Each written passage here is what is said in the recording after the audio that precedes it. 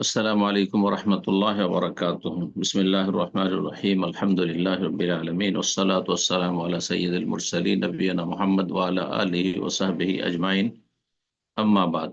সম্মানিত শ্রোতা দর্শক মণ্ডলী, আল্লাহ রাব্বুল আলামিনের প্রশংসা এবং প্রিয় রাসূল সাল্লাল্লাহু আলাইহি সাল্লামের উপর সালাত ও সালামের পর আজ রবিবার 27শে রবিউল সানি 1447 হিজরি মোতাবেক 19 অক্টোবর 2025 আমাদের ধারাবাহিক আলোচনা ফিকহুন নিকাহ বা বিবাহের মাসাইল সম্পর্কে চলে আসছে আজকে পর্ব নম্বর 14।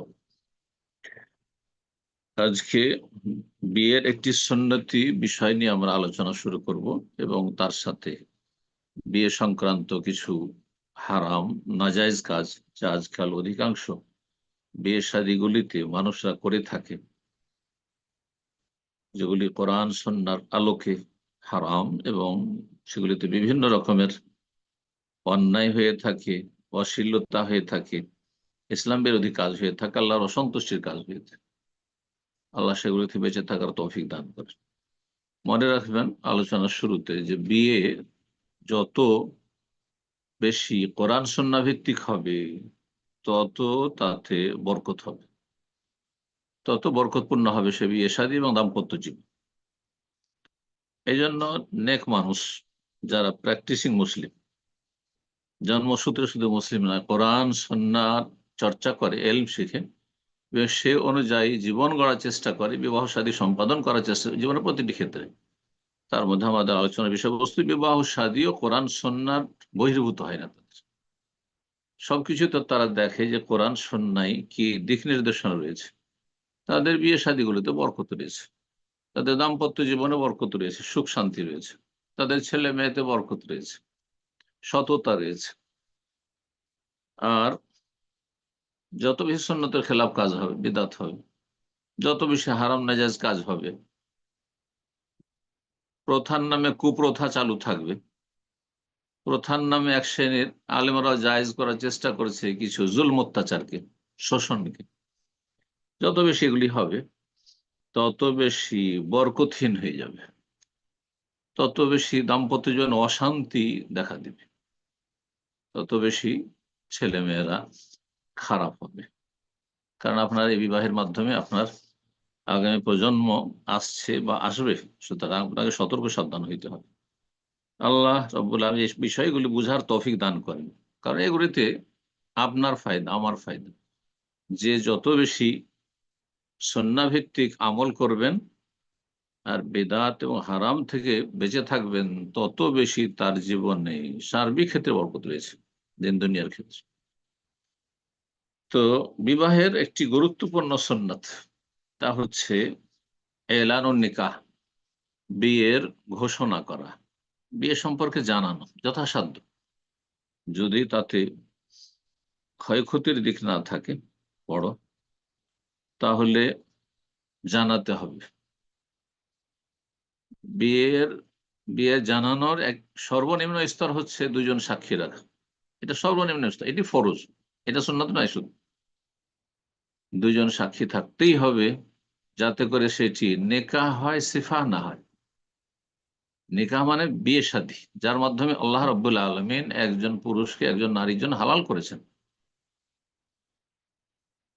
আর সিফাহ মানে হচ্ছে ব্যভিচার, জেনা। সিফাহ জেনা, যাদের মধ্যে মানবতা আছে তারা গোপনে, হ্যাঁ, জেনায় লিপ্ত হয়ে থাকে, প্রকাশ্যে জেনায় লিপ্ত হয়নি। কিন্তু আজকাল অনেকে প্রকাশ্যে জেনাকারী, লম্পট, নিজের আহ, আপনার কুচরিত্রের কথা নিজে প্রকাশ করছে, সোশ্যাল মিডিয়াতে প্রকাশ পাচ্ছে। নির্লজ্জ তারা, এরা পাশবিক চরিত্রের এবং এরা পাশ্চাত্য সভ্যতার গোলাম। তারা ইসলামের বিধিবিধানের পরোয়া করে না, শয়তান তাদের উপর আধিপত্য কায়েম করেছে। এজন্য পাপী হচ্ছে দুই প্রকার। এক হচ্ছে পাপ, পাপে লিপ্ত হয় কিন্তু লজ্জা আছে, মানবতা আছে, মানুষত্ব আছে।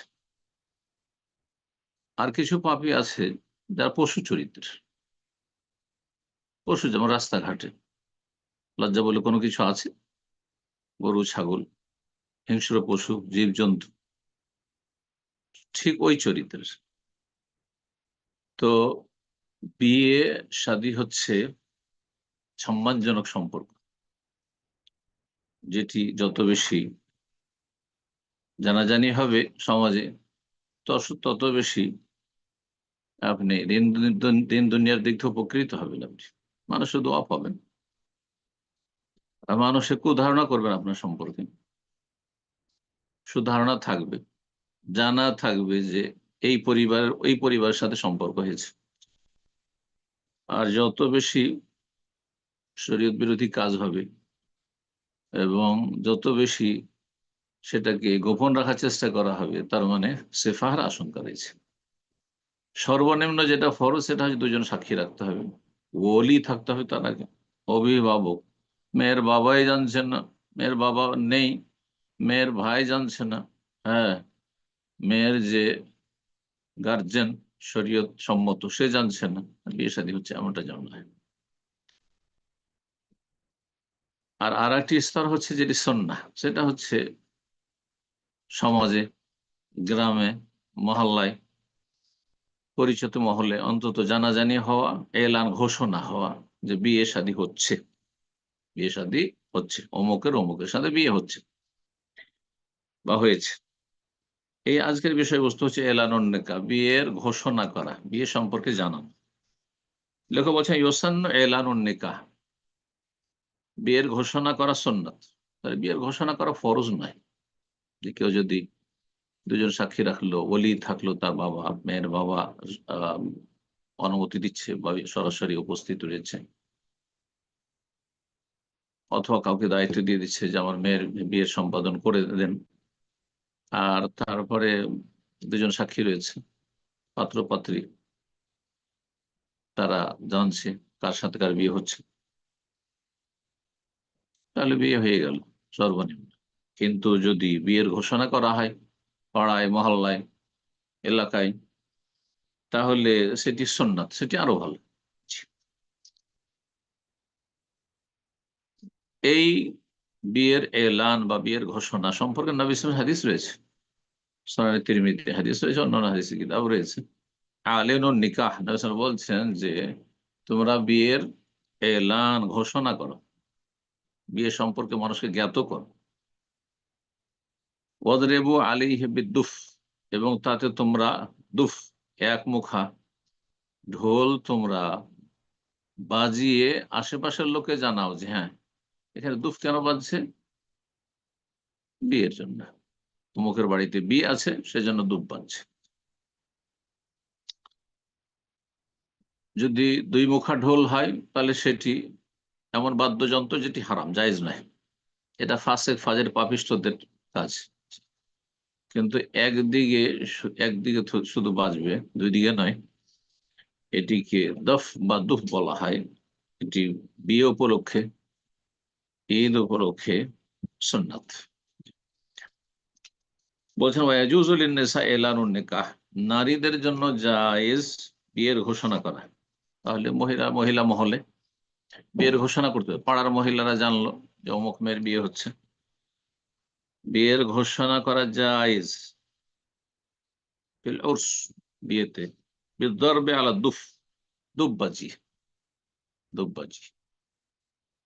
কিন্তু তার সাথে মহিলাদের সাউন্ড বাইরে আসবে, আর পুরুষরা শুনতে পাবে, হ্যাঁ, গীত গাইছে, বিয়ের গীত, অথবা বিয়েতে তারা গান গাইছে, আর তাদের কণ্ঠস্বর পুরুষরা শুনতে পাচ্ছে, বাইরে থেকে বাইরে আওয়াজ আসছে। অথবা আমাদের দেশে তো বেপর্দা পরিবেশ অধিকাংশ জায়গায়, যার ফলে মহিলারা গীত গাইছে বিয়ের, আর গোটা গ্রাম পাড়ার সমস্ত পুরুষ যুবক উঠে চলে এসছে, তামাশা দেখছে, সে গীত শুনছে। আর সেই গীতে কি যে অশ্লীলতা, নোংরামি, নোংরা শব্দগুলি, আউযুবিল্লাহ, এগুলি হারাম, এগুলিতে বরকত নষ্ট করে দেবে বিয়ের। দুব বাজাবি, কিন্তু অশ্লীল গীত নয়। আর গঠনমূলক কথা যদি থাকে, হ্যাঁ, শরীয়ত সম্মত কথা থাকে কোন গীতে, তো সেটা শুধু মহিলা সমাজেই থাকবে, বাইরে সাউন্ড যাবে না। আর মহিলারা যেখানে গীত গাইছে বাড়ির ভিতরে, সেখানে কোনো পুরুষ অবস্থান করবে না। অবিল গেনাইল মোবাহ, তাহলে একটি ঘোষণার পদ্ধতি হচ্ছে দুব বাজানো। আর কি বলছে অবিল গেনাইল মোবাহ, জায়েজ গীত, বৈধ গীত হইতে হবে। জায়েজ গীত কি? যাতে বাদ্যযন্ত্র নেই, ঢোল ঢাক নেই, আর যাতে নেই অশ্লীল কথাবার্তা, যাতে পাত্রীর শারীরিক গঠনের কথা অথবা পাত্র সম্পর্কে, পাত্র বা পাত্রীর মা সম্পর্কে, বাবা সম্পর্কে আউযুবিল্লাহ নোংরামি কথাবার্তা। আমাদের সে যারা গীত গায় তারাও বুঝে না যে কি বলছি আমরা, অনেকে বুঝে না। যারা কিছু ভাষা জ্ঞান রাখে তারা হয়তো বুঝে, কিন্তু তারা দিনের ধার ধারে না, কি হালাল কি হারাম এগুলো ধার ধার ধারে। তো জায়েজ গীত গাইতে পারবে, সেগুলি কেমন? আল্লাযী লাইসা ফি ওয়াসফুল জামাল, যাতে সৌন্দর্য বর্ণনা করা হয় না, কোন নারীর সৌন্দর্য বর্ণনা করা হয় না, সে পাত্রীর কন্যের অথবা কন্যের বোনদের, ওর মায়ের, এগুলো করা হয়। অল মাফাতিন, আর যেই অঙ্গগুলি মানুষের শরীরের ফিতনার কারণ, সেগুলি সম্পর্কে আলোচনা হয় না তাতে। অজিকরুল ফুজুর, তাতে কোনো নোংরা শব্দ, হ্যাঁ, আর ইসলাম বিরোধী কথাবার্তা যেন না হয়, ইত্যাদি। বিয়ে সম্পর্কে যখন ঘোষণা হবে দোপ বাজানোর মাধ্যমে অথবা বৈধ গীতের মাধ্যমে, সেখানে পুরুষ নারী যেন একাকার না হয়ে যায়। বলছেন লেখো লা ইয়াজুজু ইখতিলাতু রিজাল বিন নিসা, পুরুষদের নারীদের সাথে মিশে যাওয়া, একাকার হয়ে একই অনুষ্ঠানে বসে আছে, একই উঠানে আছে, একই বাড়িতে মহিলারা গীত গাইছে, পুরুষরা শুনছে, এটা জায়েজ নয়। সেটা কমিউনিটি হলে হইলেও কারো বাড়িতে হইলো। আজকাল যে সব বিয়ে শাদীর যে হল রয়েছে সেগুলো তো হচ্ছে। তাই বলছে ফি হাফালাতি জাওয়াজ ওয়া গায়রিহা, সেটি কমিউনিটি হলে হোক, বিবাহ শাদীর অনুষ্ঠানে হোক, অথবা কারো বাড়িতে হোক। ওয়ালা ইয়াজুজু দুখুলু যাওজি আলা যাওজাতি, কোন কোন অঞ্চলে রয়েছে, এমনকি আরবদের মধ্যে অনেক জায়গায় কুসংস্কার এবং ইসলাম বিরোধী কর্মকাণ্ড রয়েছে বিয়েতে। যে বিয়েটা হয়ে গেল, তখন মেয়েটি বসে আছে একবারে সাজগোজ করে, মেকআপ করে বসে আছে মহিলাদের মাঝে, আর মহিলারা বোরখাবিহীন বসে আছে। আর তাদের মাঝে সে পাত্র ঢুকে, বর ঢুকে তার স্ত্রীকে উঠিয়ে নিয়ে আসছে, সাথে করে নিয়ে আসছে, অথবা তার স্ত্রীর সাথে গিয়ে সাক্ষাৎ করছে, অথবা তার পাশে তার একটি চেয়ার রাখা আছে, বসছে। এগুলো সব হারাম, সব হারাম। আমাদের দেশে এই সব কুসংস্কার রয়েছে অন্য পদ্ধতিতে। সেটা হচ্ছে বিয়ে যখন হয়ে গেল, বিকেল বেলা তখন জামাইটাকে, নতুন জামাইকে বাড়ির ভিতরে নিয়ে গেল, গোটা বাড়ি মহিলাতে ভর্তি হয়ে রয়েছে, আর সেখানে গিয়ে এক জায়গায় বসিয়ে দিল। আর বসিয়ে দেওয়ার পরে সবাই, যত লোকেরা মহিলারা বিয়ে খেতে এসছে, সবাই টাকা পয়সা দিচ্ছে, আর জামাই দেখছে, হ্যাঁ, জামাইয়ের মুখ দেখা, মুখ দেখানি টাকা পয়সা, না যায়, হারাম এগুলো। বাড়িতে মহিলা ভর্তি চারিদিকে, আর একজন পুরুষকে সেখানে নিয়ে গিয়ে বসিয়ে দিচ্ছেন, আর সবাই তামাশা দেখছেন, মোটেই যায় না এগুলো। তাই বলছেন ওয়ালা ইয়াজুজু দুখুলু যাওজি আলা যাওজাতিহি, হ্যাঁ, স্বামী যে নতুন বিয়ে বিয়ে বসলো, তার স্ত্রীর কাছে প্রবেশ করবে কোন জায়গায়? বাইনা নেসাই সাফেরাত, এমন মহিলা সমাজে যেখানে মহিলারা পর্দাবিহীন বসে আছে, বোরকা পরেও নেই, নেকাব করে নেই, হ্যাঁ, এমনি বসে আছে, সালোয়ার কামিজ পরে বসে আছে, শাড়ি পরে বসে আছে, অথবা চেহারা খুলে বসে আছে, আর সেখানে গিয়ে ঢুকছে কোনো, সেখানে পুরুষ নেই, একজন ওই জামাইকে নিয়ে যাচ্ছে মহিলা সমাজে, জায়েজ নয়, এগুলি হারাম। তারপরে বলছেন এমন গীত জায়েজ নয় আল্লাযী ইয়াসিফু মাফাতিনান নিসা, যাতে নারীদের শরীরের ওই সব অঙ্গের কথা বর্ণনা করা হয় যেগুলিতে ফিতনা রয়েছে, পুরুষ নারী ফিতনায় পড়তে পারে, এবং তাতে মানুষের অনুভূতি জাগে, যৌন অনুভূতি, এমন যেন না হয়। ওয়াহরাম ইস্তেমাল আলাতিল্লাহ, এবং যতগুলি বাদ্যযন্ত্র রয়েছে, যত বাদ্যযন্ত্র রয়েছে, আধুনিক হোক আর প্রাচীন যুগের হোক, সবগুলি ব্যবহার করা হারাম। বাদ্যযন্ত্র এক কথায় হারাম। মিউজিক হারাম, মিউজিক হারাম, বিয়ে শাদীতে হোক আর অন্য সময়, এবাদতের নামে, জিকিরের নামে হোক, ভণ্ড সুফিদের কাছে ইবাদত মানে জিকিরের একটি গুরুত্বপূর্ণ পার্ট হচ্ছে মিউজিক, তাদের বা নাচ গান সমস্ত হারাম, যে যে কোনো ক্ষেত্রে হোক না কেন। এইরকমই বলছেন ভাই হারাম ইস্তিজার মোগান্নিন ও মোগান্নিয়াত, গায়ক গায়িকা তাদেরকে ভাড়া করে নিয়ে আসা গীত গাওয়ার জন্য বা গান গাওয়ার জন্য বিয়ে শাদীর অনুষ্ঠানে অথবা অন্য কোথাও, এগুলি হারাম। আবু আমের আশআরী রাদিয়াল্লাহু তাআলা আনহু একটি হাদিস বর্ণনা করেছেন। তিনি বলছেন আন্নাহু সামিআ আন-নবী সাল্লাল্লাহু আলাইহি ওয়াসাল্লাম ইয়াকুল, তিনি নবী সাল্লাল্লাহু আলাইহি ওয়াসাল্লাম বলতে শুনেছেন, লা ইয়াকুনান্না মিন উম্মতি আকওয়াম, আমার উম্মতেই আগামী দিনে এমন কিছু সম্প্রদায় আসবে, এমন কিছু জাতির আবির্ভাব হবে, ইয়াস্তাহিল্লুনা আল হিররা ওয়াল হারিরা ওয়াল খামরা ওয়াল মাআজিফ, তারা হালাল করে বসবে আল হির মানে জেনা, ব্যভিচারকে, ব্যভিচারকে হালাল করে নেবে। আজকাল দেখেন অধিকাংশ মুসলিমদের কাছে ব্যভিচার কোনটি অপরাধ, যেটি কাফেরদের কাছে অপরাধ, পশ্চিমা সভ্যতা অপরাধ, সেটা হচ্ছে ধর্ষণ। ধর্ষণ যদি না হয় অথবা নাবালিকার সাথে যদি হয়, তাহলে অপরাধ। কিন্তু যদি 18 বছর বয়স হয়ে যায় মেয়ের, হ্যাঁ, অথবা তাদের যায় না 28, 18 বা 21, এই যে বয়স তারা নির্ধারণ করেছে মানব রচিত বিধানে, এর ঊর্ধ্বে যদি পাত্রপাত্রী বা ছেলে মেয়ে হয় আর তাদের, হ্যাঁ, ভদ্র ভাষায় এই জেনাকে তার শারীরিক সম্পর্ক, ফিজিক্যাল রিলেশন, এরা হালাল করে নিয়েছে। যারা জেনাকে ফিজিক্যাল রিলেশন বলবে, জেনা ব্যভিচারকে, নোংরামিকে, অশ্লীলতাকে, যারা বলবে শারীরিক সম্পর্ক, যারা বলবে যে বেশ্যাকে বলবে, পতিতাকে বলবে যে যৌনকর্মী, এরা ব্যভিচারকে হালাল করে নিয়েছে। যারা লাইসেন্স দেবে, যারা লাইসেন্স নেবে, যারা এসব ব্যবসা করবে, এসব দালাল চক্র যারা নারী পাচার করছে, এদের সম্পর্কে ভবিষ্যৎবাণী করে রাসূলুল্লাহ সাল্লাল্লাহু আলাইহি ওয়াসাল্লাম, এরা মালাউন, এরা অভিশপ্ত, আল্লাহর লানত এদের উপর রয়েছে, তারা হালাল করে নিবে। ধর্ষণ অপরাধ, নাবালিকার সাথে এরকম করেছে সেই জন্য অপরাধ। দুইজনে কলেজ ইউনিভার্সিটি থেকে বেরিয়ে গেছে, রাতের অন্ধকারে পার্কে চলে গেছে, আর দুইটোই হচ্ছে সাবালক সাবালিকে, কোনো অসুবিধা নেই। কিন্তু পশ্চিমা কাফেররা শিখিয়েছে আপনাকে। ওয়াল হারির, রেশমকে, সিল্ককে হালাল করে নেবে। আজকাল অনেক রেশমের কাপড় পরছেন, যেটি পুরুষদের জন্য হারাম, অথচ জানেনই না যেটি হালাল না হারাম, পরোই করেন না, জানার প্রয়োজনই নেই।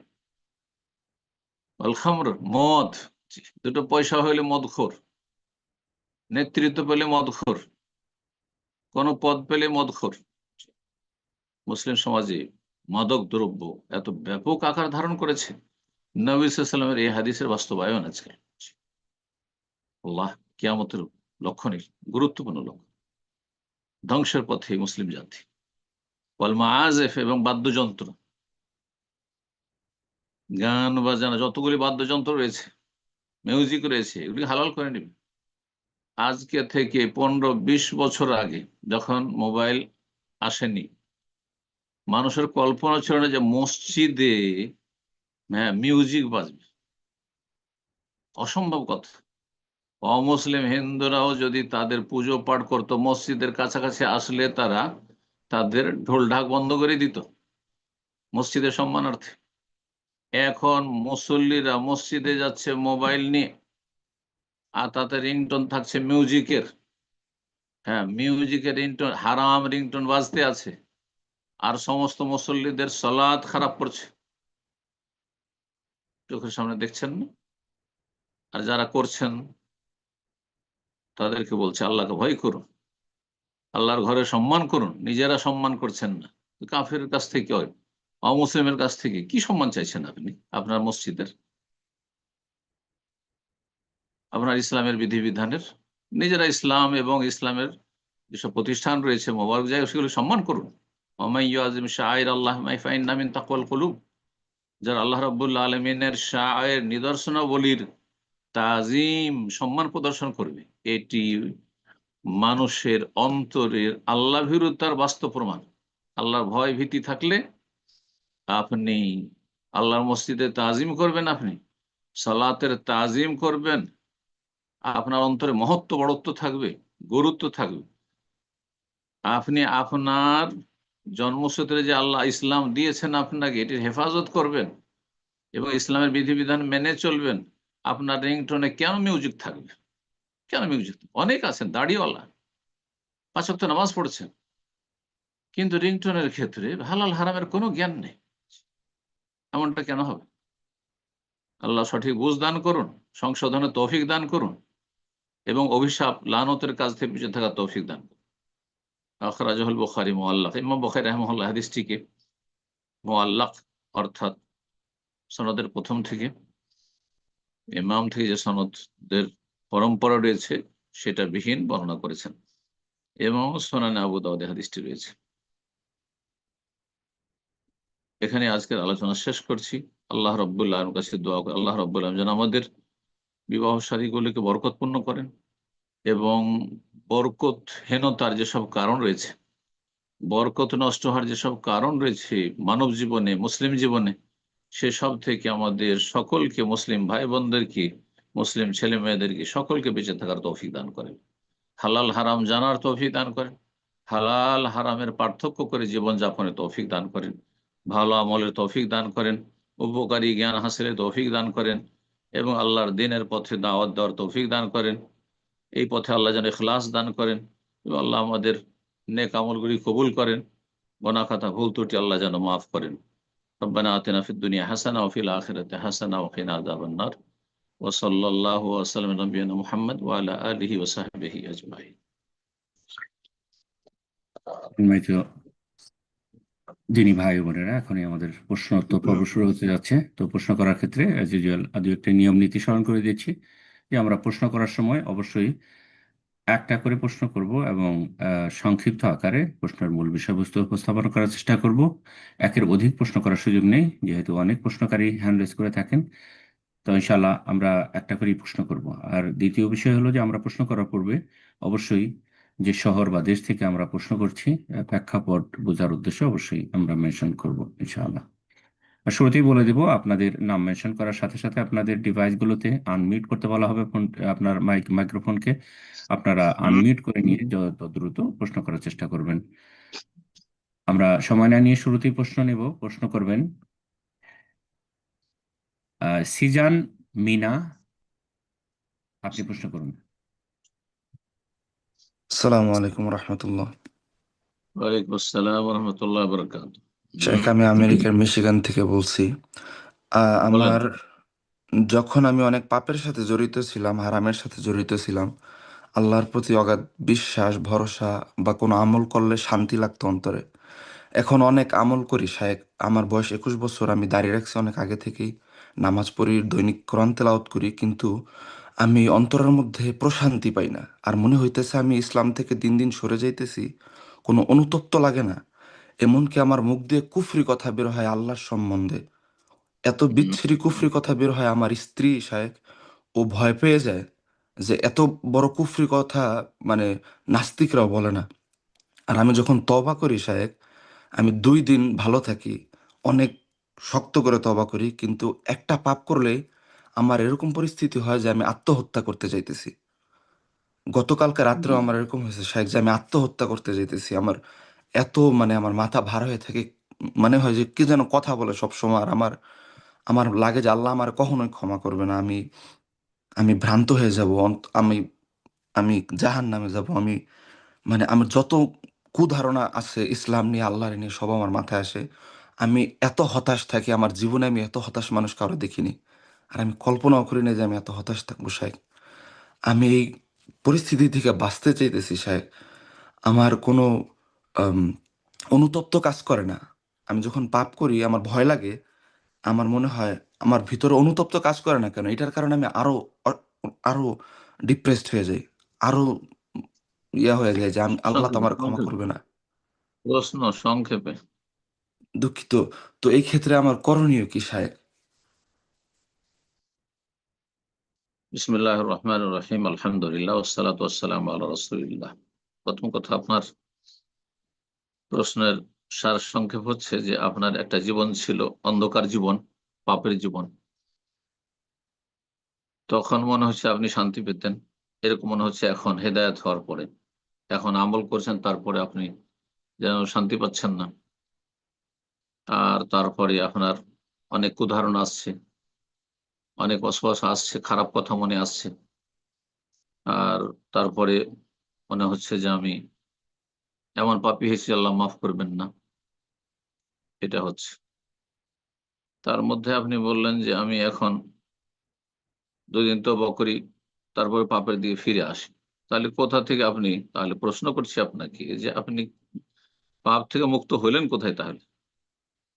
তওবা করলেন কোথা থেকে তাহলে? আপনি বলছেন যে একসময় আমল করতাম না, এখন করছি। তা আমল করছি করছি মানে এই তো নয় যে কিছু সুন্নাত আমল করছি, কিছু কোরআন তেলাওয়াত করছি, কিছু জিকির আজকার করছি। ইসলামে যে শাখা প্রশাখা ডালপালা রয়েছে কিছু, আর গাছে যেমন পাতা টাতা থাকে সেগুলি আছে, কিন্তু শিকড় নেই।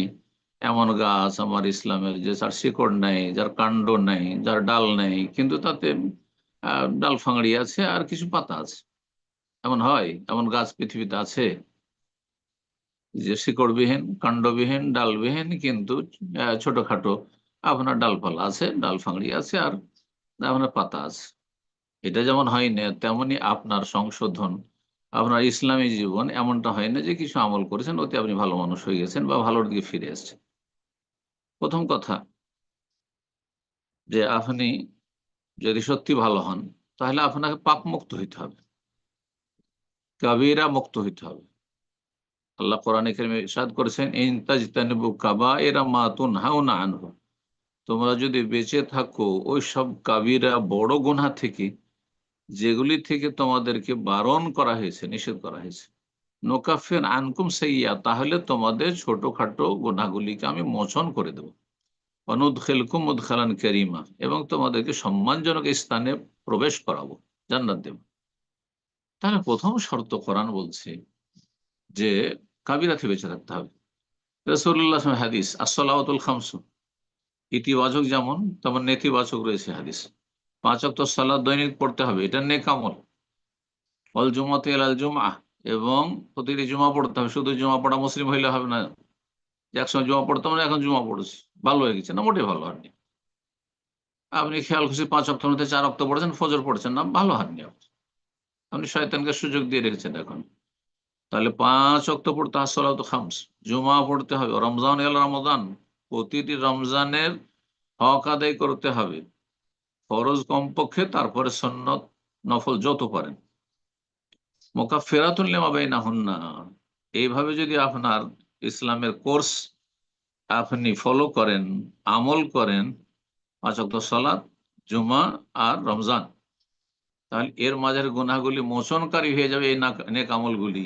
এজাজতনিবাতিল কাবায়ের, শর্ত হচ্ছে কাবিরা থেকে বেঁচে থাকতে হবে। কাবিরা থেকে বেঁচে থাকতে হবে, নেগেটিভ, নেতিবাচক বড় গুনাহ যা আপনার জীবনে, জেনা, মদ, হ্যাঁ, আপনার অবাধ মেলামেশা আর অশ্লীলতা, আর তারপর হারাম খাওয়া, সুদ, ঘুষ, বেইমানি, আত্মসাৎ, হারাম রিজিক, হারাম ইনকাম, এগুলো জান্নাত। এজাজতনিবাতিল কাবায়ের। আপনার প্রশ্নের আরেকটি দিক বলো গুরুত্বপূর্ণ, সেটি হচ্ছে, এটা বাস্তব কথা, মনে রাখবেন এই কথাটি সবাই। মানুষ যখন পাপের জীবন যাপন করে, তারপর সেখান থেকে যখন ফিরে আসে, তখন শয়তান খুব কষ্ট পায় যে শিকারী শিকার করার পরেও হাতছাড়া হয়ে গেল। যেমন যারা মাছ ধরেন, হ্যাঁ, মাছ মাছ মারতে যান বা মাছ শিকার করতে যান, মাছ পাননি সেটা আলাদা কথা, কিন্তু বড় একটা মাছ পেয়ে গেলেন, আর তারপর ওপরে উঠিয়ে নিয়ে রেখেছেন আপনি, আর তারপর লাফ দিয়ে পানিতে পড়ে গেল, অথবা ধরার পরে ছুটে গেল, কত আক্ষেপ হবে।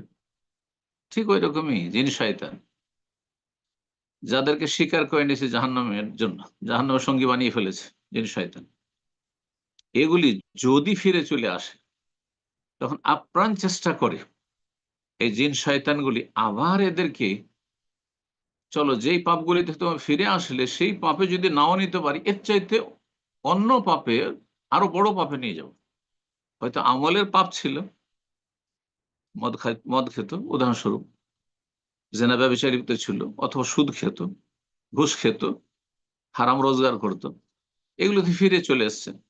বেনামাজি ছেলে নামাজি হয়ে গেছে, তখন এর চেয়ে বড় পাপ হচ্ছে শিরকের পাপ, কুফরি পাপ, আল্লাহ সম্পর্কে নিরাশ, আল্লাহর রহমত থেকে নিরাশ হয়ে যাওয়া, হতাশা, আমি এত বড় অপরাধী, আল্লাহকে আমাকে মাফ করবেন, বিভিন্ন রকম ওয়াসওয়াসা দেওয়া, ওয়াসওয়াসা, যাতে অশান্তিতে থাকি, আর যখন অশান্তি হবে তখন আবার ফিরে চলে আসবে পাপের দিকে।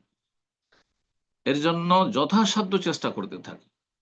যেমন শয়তান মুজাহাদা করে, আপনাকে তার বিরুদ্ধে আপনাকে মুজাহাদা করতে হবে। ওয়াজাহিদহুম বিহি জিহাদান কাবীরা, বড় সর্বাত্মক প্রচেষ্টা মুজাহাদা করা।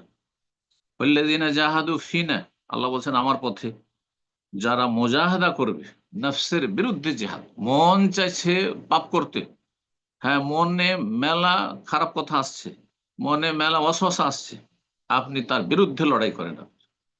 ওয়াল্লাযীনা জাহাদু লানাহদিয়ান্নাহুম সুবুলানা, এই মুজাহাদা যদি আপনি কন্টিনিউ করেন তাহলে অবশ্যই আল্লাহ বলছেন আমি তাকে আমার রাস্তা দেখাবো, জান্নাতের রাস্তা দেখাবো, হেদায়েতের রাস্তা দেখাবো, ইসলামের ওপর প্রতিষ্ঠিত থাকা ইস্তেকামার রাস্তা দেখাবো, অবিচল থাকতে পারবে।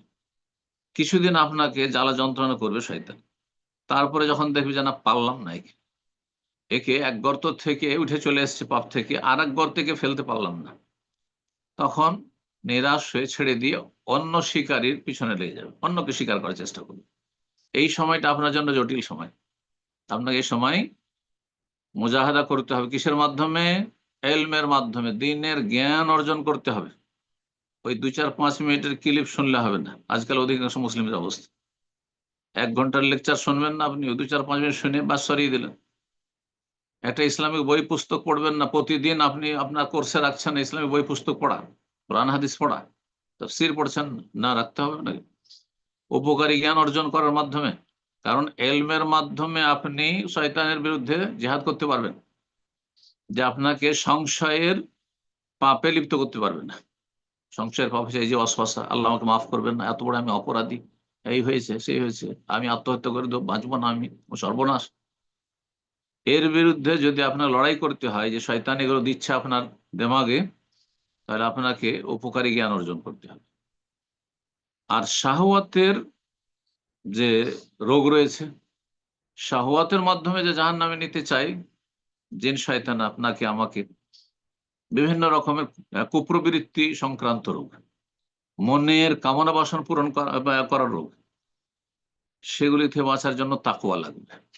এলম এবং নেক আমল, আমল সালেহ, তাকওয়া, আল্লাহ বিরুদ্ধ, আল্লাহর ভয় ভীতির সাথে ভালো আমল বাড়ানো।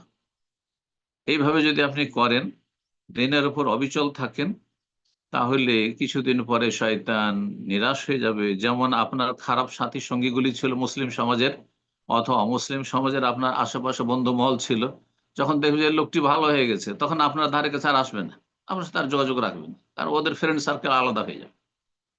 ঠিক ওই রকমই জিন শয়তান আপনার ফ্রেন্ড সার্কেল যারা আছে কিছুদিন আপনাকে আবার জাহান্নামে নিয়ে যাওয়ার চেষ্টা করবে, যখন পারবে না তখন ফিরে চলে যাবে। আপনাকে এই সময়টায়, কঠিন সময়, শক্ত হইতে হবে দ্বীনের জ্ঞান অর্জন করার ক্ষেত্রে, ভালো আমল করার ক্ষেত্রে।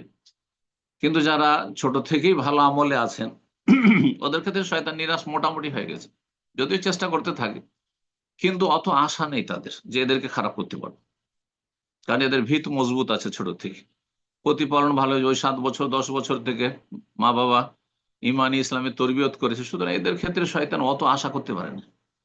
যেখানে আশা নেই, ফলাফল নাই, সেখানে মেহনত নেই। এটা হচ্ছে মানুষের স্বভাব, এটা হচ্ছে জিন শয়তানের স্বভাব।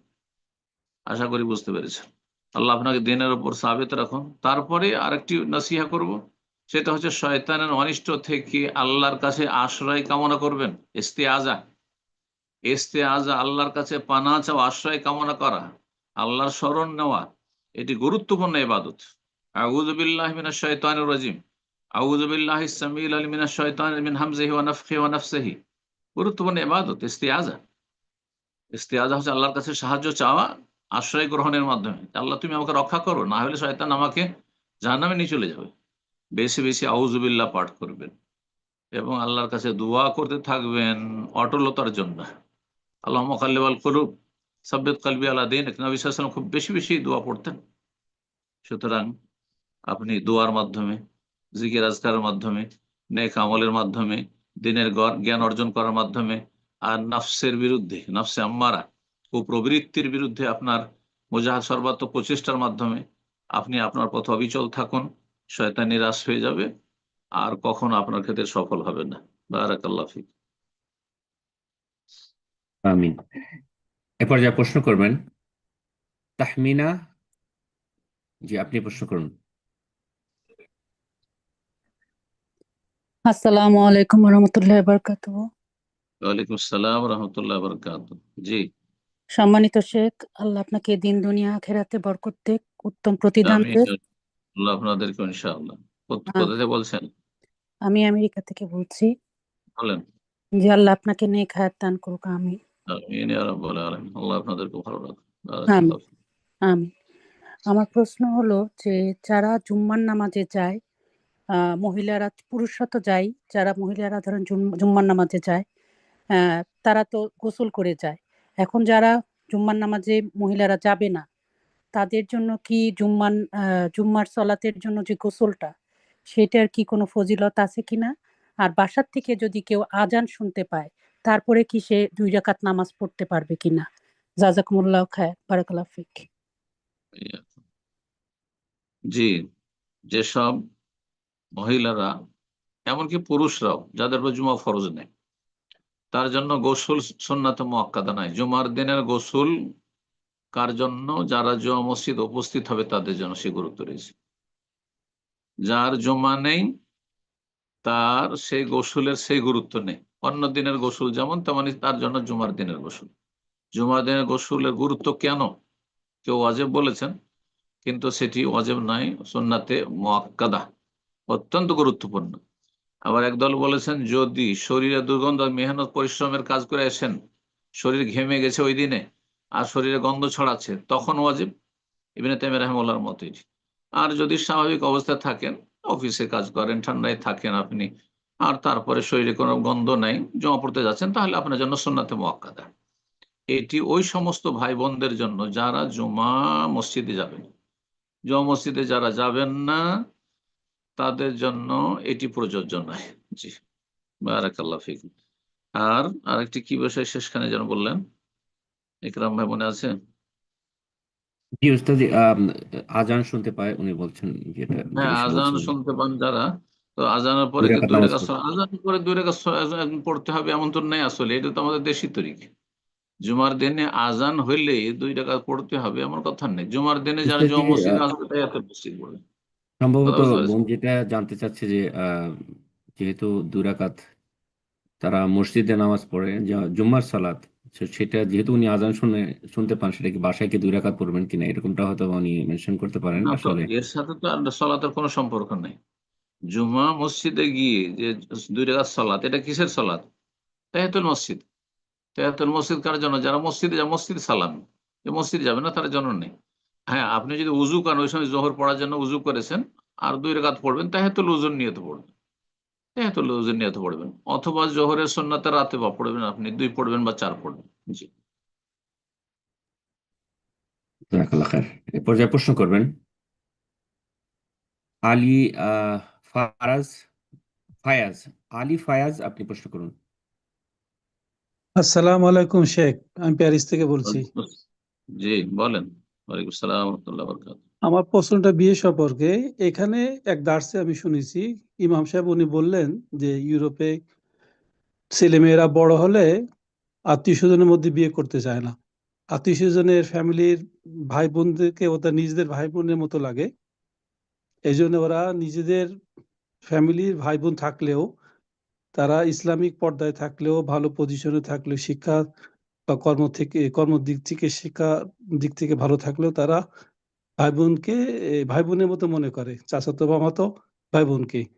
তা উনি হুম, বলতেছে হুম। এখানে যে সবচেয়ে বেস্ট হলো নিজেদের আত্মীয়র মধ্যে বিয়ে করা, এটা বেশি গুরুত্ব। এটা এই সম্বন্ধে একটু জানতে চাচ্ছি, এটা কি সঠিক কিনা? দুটোই সঠিক না।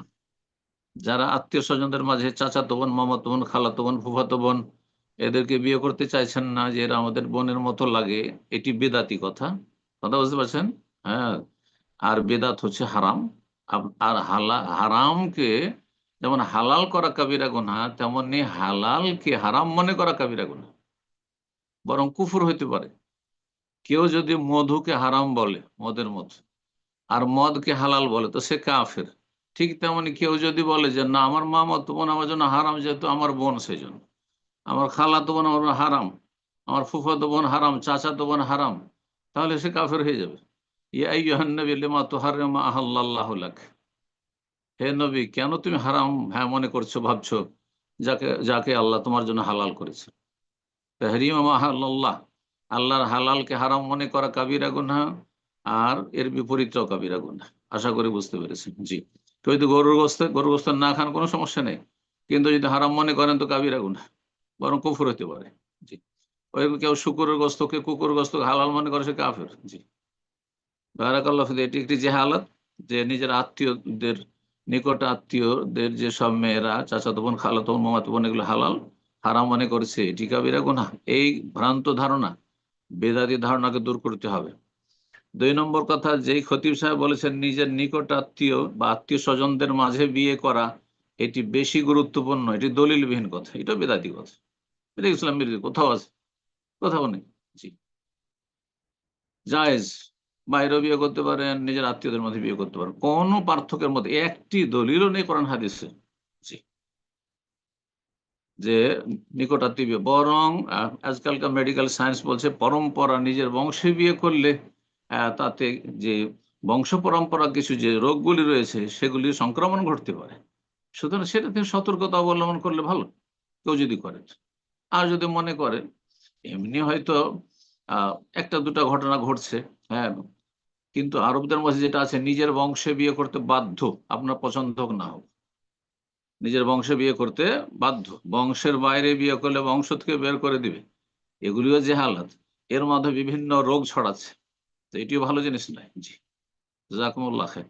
কিন্তু নিজের বংশে মাঝে মধ্যে বিয়ে হচ্ছে, বাইরেও বিয়ে হচ্ছে, 2 রকমের আত্মীয় হচ্ছে, এটা ভালো জিনিস। জি, কিন্তু কোনটির ফজিলত, নিজের বংশে বিয়ে করলে ফজিলত বেশি রয়েছে, অথবা বাইরে বিয়ে করলে বেশি ফজিলত রয়েছে, দুটো ভুল কথা। বারাকাল্লাহ ফিক।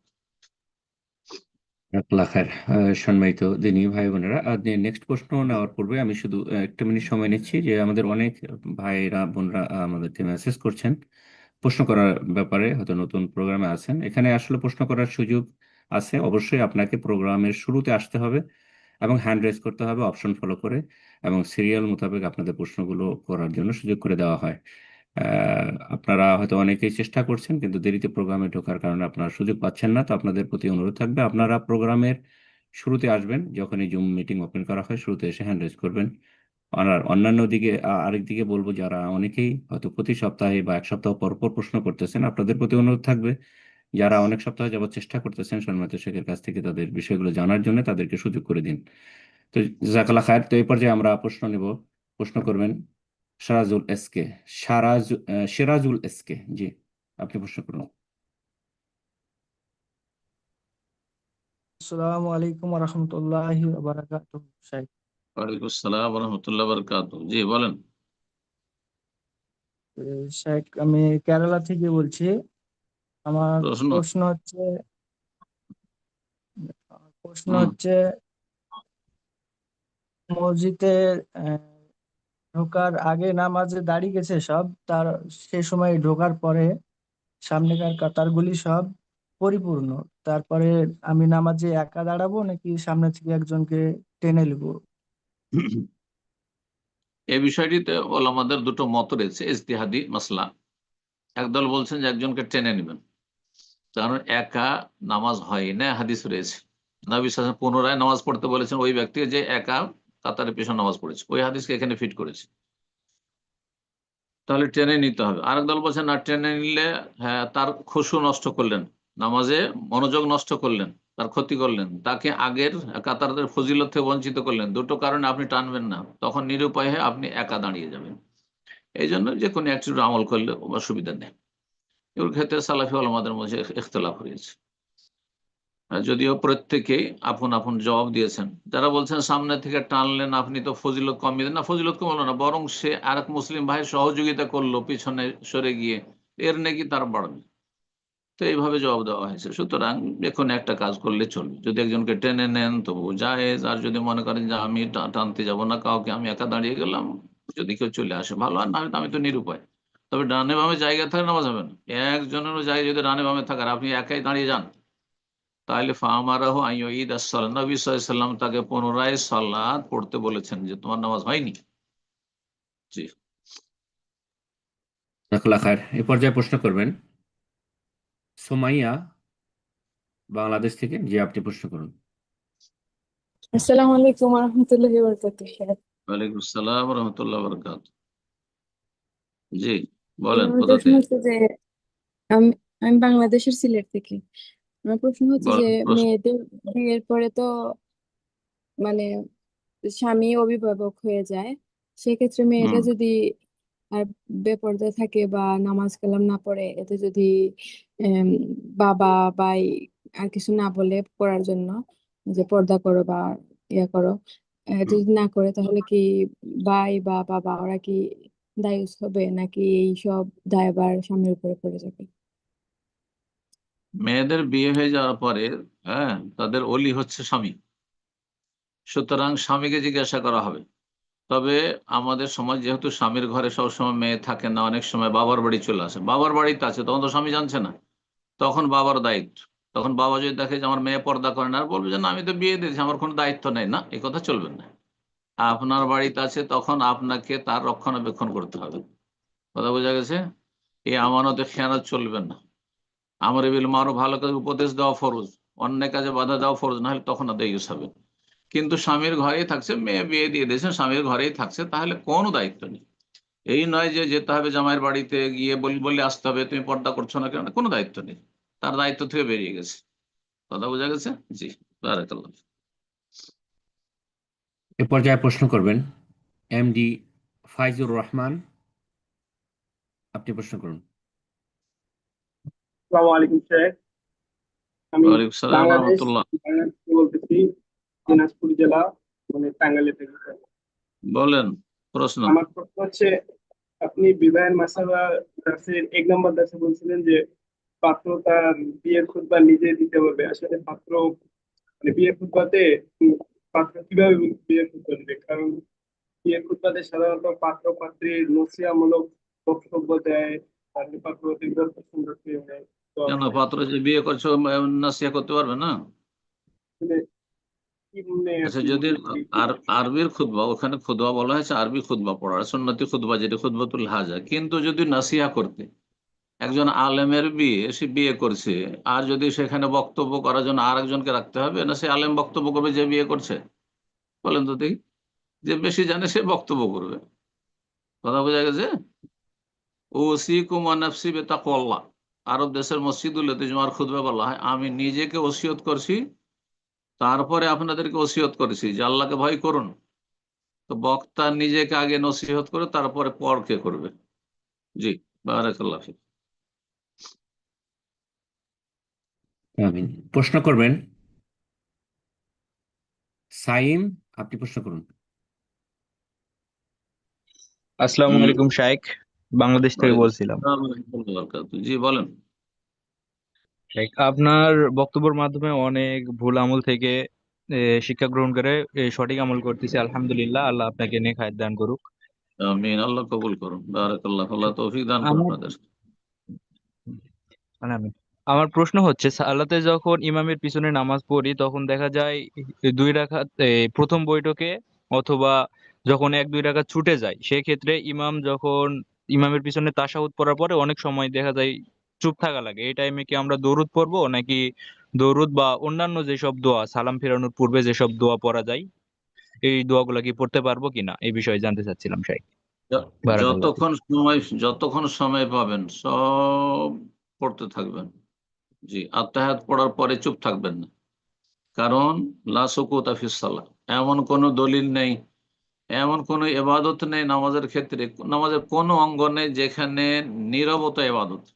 নীরবতা বলে কোনো ইবাদত নেই নামাজের ভিতরে, নীরবতা কিছু নেই। হ্যাঁ, হয় কোনো আমল করতে হবে, না হলে কোনো কিছু পাঠ করতে হবে। বুঝা গেছে? সুতরাং আত্মায়াত পড়ার পরে ইমাম ধরেন শেষ তাশাহুদে আর আপনি প্রথম তাশাহুদে, অথবা সেটা আপনার তাশাহুদের ক্ষেত্র না, আপনার 1 রাকাত বা 3 রাকাত হয়েছে, আপনি আত্মায়াত পড়বেন, তারপর দেখছেন ইমাম আরো পড়তে আছে, আপনি তারপরে আল্লাহুম্মা সাল্লি আলা মুহাম্মদ আল্লাহুম্মা বারিক আলা মুহাম্মদ পড়বেন, তারপরে ইমাম আরো বসে আছে, তারপর ইনি আল্লাহুম্মা ইন্নী যালামতু নাফসি সব পড়তে থাকে, রব্বানা আতিনা ফিদ দুনিয়া হাসানা ওয়া ফিল আখিরাতি হাসানা ওয়া কিনা আযাবান নার, যে কোনো দোয়া পড়তে থাকেন। জি, বারাকাল্লাহু ফিক। চুপ থাকবেন না। জি। প্রশ্ন করবেন নাসির উদ্দিন আলী। জি, আপনি প্রশ্ন করুন। আসসালামু আলাইকুম রহমতুল্লাহি ওয়া বারাকাতুহু। ওয়ালাইকুম স্যার আসসালাম কেমন আছেন? রহমতুল্লাহ। জি আলহামদুলিল্লাহ, বলেন কোথেকে বলছেন? আমি কলকাতা থেকে বলছিলাম। এবার স্যার আমার প্রশ্ন হচ্ছে যে আমাদের এখানে একটা মিলাদ বা জলসা হয়, সেটা মিলাদ বা জলসা দিচ্ছে একজন ব্যক্তি, তার সোর্স মানে প্রত্যেকটা হারাম পন্থায়, গ্রামবাসী কেউ জানে না যে মিলাদ বা জলসা দিয়ে, জলসা শব্দটি তো জায়েজ শব্দ, কিন্তু মিলাদ শব্দ জায়েজ না, বেদাতি শব্দ। উম, মিলাদ মাহফিল হচ্ছে বেদাতি মাহফিল, নামটাই বেদাত।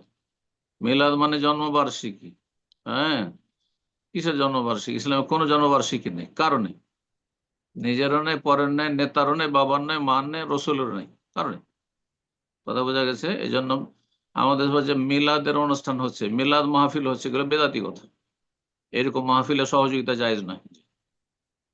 বলেন, জি প্রশ্ন জি বলেন আপনার। জি, আমার এই প্রশ্ন হচ্ছে যে জলসায় একজন ব্যক্তি দিচ্ছে, তার কোনো হালাল সোর্স গ্রামবাসীর কারো জানা নেই। তার ইনকাম সম্পূর্ণই মানে 2 নম্বরই বললে 2 নম্বরই কারবার থেকে হুম। তার ওই জলসায় যাওয়া কি জায়েজ হবে? আর তিনি কি যদি আমাদের এই মসজিদে দান করে, এই দান কি নেওয়া জায়েজ? হুম, প্রথম কথা, মসজিদে আপনি যদি দেখেন যে 100% হারাম তার রুজি, তাহলে মসজিদে মাদ্রাসায় হারাম পয়সা নেবেন না। কিন্তু যদি হারাম হালালের সংমিশ্রণ থাকে তার রিজিকে, তাহলে নিতে পারেন। কিছু হালাল ইনকাম আছে, হারাম জমি জায়গা সম্পদও আছে, ঘর ভাড়াও আসে, আর সুদখোর সুদও খায়, হ্যাঁ, তাহলে বা সুদী প্রতিষ্ঠানে চাকরিও করে, তাহলে তার নিতে পারেন আপনি। বিড়ির ব্যবসাও আছে হারাম, আর অন্যান্য আরো ব্যবসা বাণিজ্য আছে, রেশমের ব্যবসা আছে, আরো কিছু ব্যবসা আছে, বিভিন্ন ব্যবসা আছে, তাহলে তার থেকে চাঁদা নিতে পারেন। কিন্তু শুধু বিড়ি কোম্পানি, সিগারেট কোম্পানি, গাঁজা কোম্পানি, তাহলে তার চাঁদা নেওয়া যায় না, তার ইনকাম সোর্স শুধু হারাম। বোঝা গেছে না? আর যদি কোন একটা মাহফিল দেয় এমন ব্যক্তি যে হারাম খাচ্ছে, হারাম রোজগার করছে, সে নিজেই দিচ্ছে নিজের পয়সায়, সে মাহফিল দিচ্ছে, তাহলে তার পয়সায় সে মাহফিল দিচ্ছে। এখন মাহফিল দিচ্ছে, তাতে বক্তব্য রাখছে কে? যদি কোরআন সুন্নাহর আলেমরা বক্তব্য রাখে, তাহলে আপনি বক্তব্য শুনতে যাচ্ছেন, আপনি তার টাকা থেকে আপনি ভোগ করার জন্য যাচ্ছেন না, দিনের জ্ঞান অর্জন করার জন্য যাচ্ছেন। সুতরাং জায়েজ, বরং উচিত, যাবেন আপনি, দিন শিখবেন আপনি। কিন্তু অন্য তৃতীয় পক্ষ কেউ ইসলামের অনুষ্ঠান করছে, জলসা করছে, আর তারা চাঁদা নিচ্ছে সেই বিড়িখোর আর সুদখোরদের কাছে, সুদের টাকা, হ্যাঁ, লটারির টাকা, জুয়ার টাকা, তাহলে তাদের জন্য হারাম। হারাম ইনকাম থেকে তাদের চাঁদা গ্রহণ করা হারাম।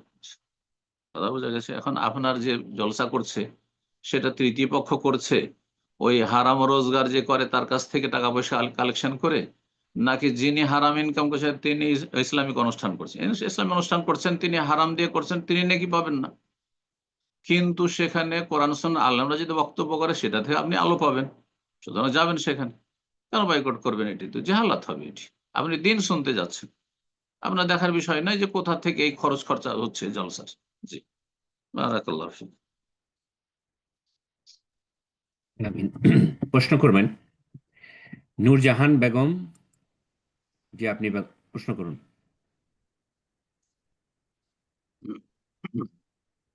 আসসালামু আলাইকুম শেখ, আমি বর্ধমান থেকে বলছি। ওয়ালাইকুম আসসালাম রহমতুল্লাহ বারাকাতুহু। জি বলেন। আমাদের এখানে অনেক বেদাতের ছড়াছড়ি, আমি ইউটিউবে তো নামাজ পড়া দেখতে চাই। আপনার 7 বছর ধরে আপনারই ওয়াজ শুনে শুনে আমি হিদায়ত হয়েছি। আপনাকে আলহামদুলিল্লাহ। আল্লাহ করুন। দিয়ে আমি সেই জন্য নামাজে সহি ভাবে বসা আর করা সব তরিকা আপনার কাছ থেকে জানতে চাই। ওগুলো তো ভিডিও পাওয়া যায় না। উজুরও দোয়া কি বিসমিল্লাহির রহমানির রহিম বলেই উজু শুরু করা যাবে? অনেক বলছে যে হাত ধোয়ার সময় আলাদা উজু করার দোয়া আছে, মাথায় মাসা করার সময় আলাদা দোয়া আছে, এগুলো কি, এইটা না, কি এগুলো বেদাত, সঠিক? এগুলো বেদাত, এগুলো জাল কথা। হুজুর বিসমিল্লাহির রহমান, প্রত্যেকটি অঙ্গের জন্য দোয়া যারা বলে এটা বেদাতি কথা, কোনো এরকম দোয়া নেই। এগুলো একসময় বেদাত চালু করেছে বেদাতি জাহিল গুলো, কথা বোঝা গেছে। হুজুর শুরুতে বিসমিল্লাহ বা বিসমিল্লাহ রহমান রহিম বলে জায়েজ আছে, বিসমিল্লাহ, আর শেষখানে কালেমায়ে শাহাদাত আর অন্যান্য দোয়া রয়েছে, এর আগে আলোচনা এসেছে ধারাবাহিক। উযু সম্পর্কে বিষয়ভিত্তিক আলোচনা আছে, সেখানে শুনে নেবেন। আর আর আমাদের একটি আলোচনা আছে সালাত শিক্ষা, সালাত শিক্ষা বলে আলোচনা আছে, সেখানে কিছু ছবিও দেওয়া আছে। আর আসলে নামাজ শেখার জন্য একজন মানুষকে ছবি দেখে শিখতে হবে না, না। শেখ সালেহ বসাটা, ফৌজান হাফেজাহুল্লাহ তিনি বলছেন যে আমাদের মুসলিম উম্মাহ এত পচাসড়া নয় যে ছবি না দেখলে নামাজ শিখতে পারবে না, ছবি দিয়ে দিয়ে নামাজ শিখাইতে হবে, না, না, না। আপনি নামাজের পদ্ধতিটা শুনবেন সুন্দরভাবে, যে নবী সাল্লাল্লাহু আলাইহি ওয়াসাল্লামের নামাজ কেমন ছিল, আর সেভাবে আপনি নামাজ পড়েন। মহিলাদের নামাজ আর পুরুষের নামাজে কোনো পার্থক্য ছিল না, কথা বোঝা গেছে। জি, পদ্ধতির দিক থেকে, নিয়মের নীতির দিক থেকে কোনো পার্থক্য মহিলা পুরুষের নামাজে নেই, যে মহিলারা বুকে হাত বাঁধবে আর পুরুষরা নাভির নিচে বাঁধবে, এইসব পার্থক্য নেই আসলে। মহিলারা সেজদা করবে তো একবার মাটিতে লুটিয়ে পড়বে, আর পুরুষরা একটু উঁচা হয়ে, না, এসব ফালতু কথা, এসব কথাবার্তার কথা না, এগুলো মন গড়া কথা বলছে। বারাকাল্লাহ ফিকুম। নামাজ শিক্ষা বলে আমার একটি আলোচনা আছে বিষয়ভিত্তিক, প্রায় 1.5 ঘন্টা 1.5 ঘন্টার আছে, ওতে বিস্তারিত আছে শুরু থেকে শেষ পর্যন্ত, কিছু কিছু ছবিও দেওয়া আছে, যদি আপনার প্রয়োজন হয় সেটা আমাদের অফিসিয়াল চ্যানেল থেকে শুনে নিতে পারবেন। তারপরে নামাজ শিক্ষার বই রয়েছে, শেখ আইনুল বারী রাহিমাহুল্লাহ তাআলা, আইনি তোহফা সালাতে মুস্তাফা রয়েছে, সালাতুর রসুল ডক্টর আসাদুল গালিব সাহেব রয়েছে। আর তারপরে সালাতুন নবী বা আল্লামা আলবানী রয়েছে। আর তারপরে আপনার শেখ ইবনে বাজও রয়েছে, অনেক কিতাব রয়েছে সালাতের ওপর, নামাজের পদ্ধতির ওপর। যে কোনো একটি কোরআন সুন্নাহ ভিত্তিক আপনি কিতাব, সহি শুধু কিতাব পড়েন অথবা আলোচনা শুনেন, ইনশাআল্লাহ সংশোধন হয়ে যাবে। আল্লাহ তৌফিক দান করুন। জি,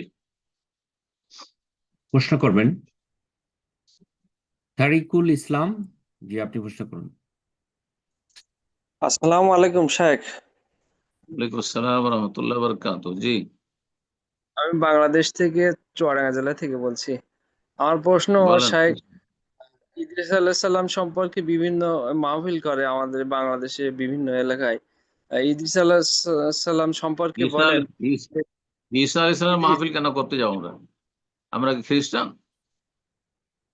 ঈসা আলাইহিস সালাম শেখ, মাহফিল করে মানে গাল মে কালা है, কেন? শেখ সাহেব, শেখ, ইদ্রিস আলাইহিস সালাম সম্পর্কে তিনারা বলেন, বিভিন্ন তো বক্তাগণ ইদ্রিস বলেন। আলাইহিস সালামের কেন মাহফিল করতে যাব? শুধু ইদ্রিসের কেন মাহফিল করবো? যদি শুধু কোন নবীর মাহফিল করতে হয়, মোহাম্মদ রাসূলের মাহফিল করতে হবে। আর না হইলে কেসাসুল আম্বিয়া, নবীদের কেসা কাহিনী বর্ণনা করেন জেনারেলি, সেটা ঠিক আছে। কিন্তু বিশেষভাবে ঈসা আলাইহিস সালাম আলোচনা, বিশেষভাবে মুসা আলাইহিস সালাম আলোচনা, বিশেষভাবে শুধু ইদ্রিস আলাইহিস সালাম না। ইদ্রিস আলাইহিস সালাম সবাই মারা গেছেন, তিনিও মারা গেছেন, তাকে আসমানে ওঠানো হয়েছে, এটি ভ্রান্ত বেদাতীদের কথা। আপনার বুঝতে পারছি মনে হয় এটি জিজ্ঞেস করতে চাইছে। জি, যদি এটি হয়তো উত্তর হয়ে গেছে। জি, জি শেখ, আরেকটা বিষয় আছে যে আমাদের এই মসজিদে আমরা নামাজ পড়ি, একসাথে পড়ি, কিন্তু অনেকে বলে যে ওই খিজির আলাইহিস সালাম আবে হায়াতের পানি খেয়ে তিনি জীবিত আছেন, এই আকীদা রয়েছে খেজুরও অনেকের। মারা গেছে। খেজুর যদি মানুষ হয় তো মারা গেছে। খেজুর মানুষ না ফেরেশতা না কি? মানুষ, এটাই হচ্ছে সঠিক। তো মানুষ নবী হলেও মারা গেছে, আর যদি আল্লাহ কোন নেক বান্দা নবী না হয়ে কোনো ওলি নেক বান্দা হয়, সেও মারা গেছে, কথা বোঝা গেছে। আর মারা না গিয়ে থাকলেন, শেষ নবী যখন রাসূলুল্লাহ মদিনায় বা মক্কায়, তখন তার জন্য ফরজ চলে এসে ইসলাম কবুল করা। আমাদের শেষ নবী যখন মারা গেছেন, তো খেজুর কি করে বেঁচে থাকবে? এটাও বেদাতি কথা। আল্লাহ ছাড়া কারো স্থায়ী হায়াত নেই, কথা বোঝা গেছে না। যদি কেউ আল্লাহ ছাড়াও কেউ আল হাইয়ুল কাইয়ুম, সে মুশরিক, শিরককারী। খেজুর বেঁচে নেই, খেজুর মারা গেছে, ইদ্রিস আলাইহিস সালাম মারা গেছে, সব মারা গেছে। জি, বারাকাল্লাহ। আমিন। প্রশ্ন করবেন কাজী সোহাগ। জি, আপনি প্রশ্ন করুন।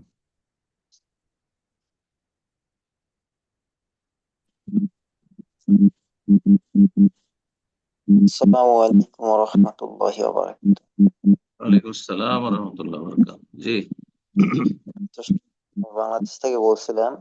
আর আমার প্রশ্নটি হইল যে জোরে নাম নামাজ পড়তে পড়তে আমার মাঝে মধ্যে ইচ্ছাকৃতভাবে যদি সলাৎ তরক করে শুনতে ফেলে, পাচ্ছি না, শোনা যাচ্ছে না। জি বলতেছি যে ইচ্ছাকৃতভাবে যদি সলাৎ তরক করে ফেলি, অর্থাৎ না পড়ে আমি, তো সেই ক্ষেত্রে আমাকে এই তওবা কারণে ওনাকে করতে বললেন আপনার জি কাজী সোহাগ ভাই, আপনার কথা অস্পষ্ট, ভেঙে ভেঙে যাচ্ছে। তো আপনার মাইক্রোফোনটা একটু চেক করে নিন, আপনাকে আমি আর পরে সুযোগ করে দিচ্ছি। আমরা আরেকজনকে এই মুহূর্তে সুযোগ করে দিই, সময় যাতে নষ্ট না হয়। এমডি মনির হোসেন, জি এবার প্রশ্ন করবেন এমডি মনির হোসেন। আসসালামু আলাইকুম শায়েখ, ওয়ালাইকুম আসসালাম রহমতুল্লাহ বরকাত। জি কেমন আছেন? বলেন। আলহামদুলিল্লাহ। কোথাতে বলছেন? জি, জামালপুর বাংলাদেশ থেকে বলছি। প্রশ্ন। জি শায়েখ, আমার একটা প্রশ্ন হলো যে আমার এক বড় ভাই, সে এখন সৌদিতেই থাকে। তো সে যখন বাড়িতে থাকতো তখন সে একটা হারাম সম্পর্কে ছিল, পরে যাওয়ার আগে তা ত্যাগ করে। কিন্তু দুই একদিন হলো ওই মেয়েটা ভাইকে ফোন দিয়ে বা মেসেজ করে বলতেছে যে সে যদি কথা না বলে তো আত্মহত্যা করবে। এখন ভাইয়ের কি করা উচিত কি যদি কি বলতেন। বলছে সে? কি বলছে? মানে সে, মানে ভাই যদি কথা না বলে সে আত্মহত্যা করবে। কেন কেন আপনার ভাই কথা বলছেন না? না, সে তো এইখান থেকে তো 3-4 বছর আগেই বাইর হয়ে গেছে। বেরিয়ে গেছে তো, বিয়ে তো করে গেছে। না, না মানে বিয়ে করে সে হারাম রিলেশনে ছিল। হারাম রিলেশন বলে কিছু নাই, জেনাই ছিল বলে। এত ভদ্র ভাষা হ্যাঁ, বলতে হবে না। এত ভদ্র ভাষা বললে এগুলোকে হালাল করে নেবে মানুষ। এখনই তো আলোচনা করলাম। এস্তাহেন জেনাকে হালাল করে নিবে। হ্যাঁ, যৌন সম্পর্ক, হ্যাঁ শারীরিক সম্পর্ক, হ্যাঁ ফিজিক্যাল রিলেশন, হারাম সম্পর্ক, এসব হালকা কথা। জেনা ব্যভিচারী ছিল, নোংরামিতে ছিল। আউযুবিল্লাহ। জি স্যার, জি। মুসলিম জীবনে আল্লাহ হেফাজত করুক।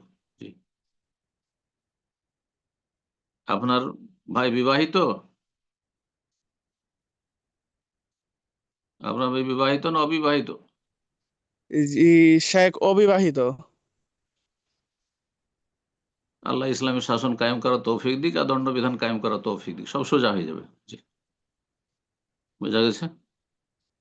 জি শেখ, সব শেখ সোজা হবে। এখন তার কি করণীয়? মেয়েটি জি শেখ, মেয়েটি অবিবাহিতা না বিবাহিতা? সেও অবিবাহিতা। আল্লাহ হেদায়েত দান করি সব কওমকে। জি, বিয়ে করুক, বিয়ে করুক। হারাম কাজ করেছে আমাদের সমাজে, ইসলামের শাসন নেই, তো কমপক্ষে সামাজিক শাসন হচ্ছে যে বিয়ে দিয়ে দিক। কথা বোঝা গেছে? আপনার ভাইয়ের বিয়ে দেন, জেনা করেছে বিয়ে করুক। এল খাবিসাতু এল খাবিসিন, যে যেমন তেমন স্ত্রী পাবে সে। জি, বারাকাল্লাহ ফিক। আল্লাহ হেদায়েত করুক। এ পর্যায়ে আবারও সুযোগ করে দিচ্ছি কাজী সোহাগ, জি আপনার ডিভাইসটা আনমিউট করে নিন, প্রশ্ন করুন। আসসালামু আলাইকুম রহমতুল্লাহ। আসসালাম রহমতুল্লাহ বরকাত। জি, প্রশ্ন। আমার প্রশ্নটা হলো যে ইচ্ছাকৃতভাবে এক ওয়াক্ত সালাত ছেড়ে দিলে সে তো কুফরি করলো, তো এই ক্ষেত্রে তাকে তওবা করতে হবে। তো এখন কি নতুন করে তাকে অমুসলিম যেভাবে ইসলাম গ্রহণ করে সেইভাবে গোসল করে আবার কালেমা শাহাদাত পাঠ করে কি তাকে তওবা করতে হবে 2 রাকাত সালাত পড়ে, নাকি শুধু 2 রাকাত নামাজ পড়ে আল্লাহর কাছে তওবা করলেই হবে, নাকি এটা করলে 2 রাকাত বাড়াবাড়ি নামাজ হবে? পড়া জরুরি নয়। 2 রাকাত নামাজ পড়ে তওবা করতে হবে, এটাও কোথাও নেই। কথা বোঝা গেছে? তওবার জন্য নামাজ কোনো শর্ত নেই। নামাজ নেকামল, নেকামল করে যদি তওবা করে, সেটা করলে করতে পারে। তওবা করবে খালেস অন্তর থেকে। বেনামাজি নামাজি হয়ে গেলে এটাই তার তওবা। হ্যাঁ, সকালবেলা বেনামাজি ছিল, জোহরে সে নামাজি হয়ে গেল, খালেস অন্তর থেকে আর কোনোদিন ছাড়লো না, তার তওবা হয়ে গেল, এটি খালেস তওবা। কথা বোঝা গেছে? তোকে নামাজি হয়ে গেলে সে মুসলিম। জি, প্রশ্ন করবেন নাজমুল হক, জি আপনি প্রশ্ন করুন।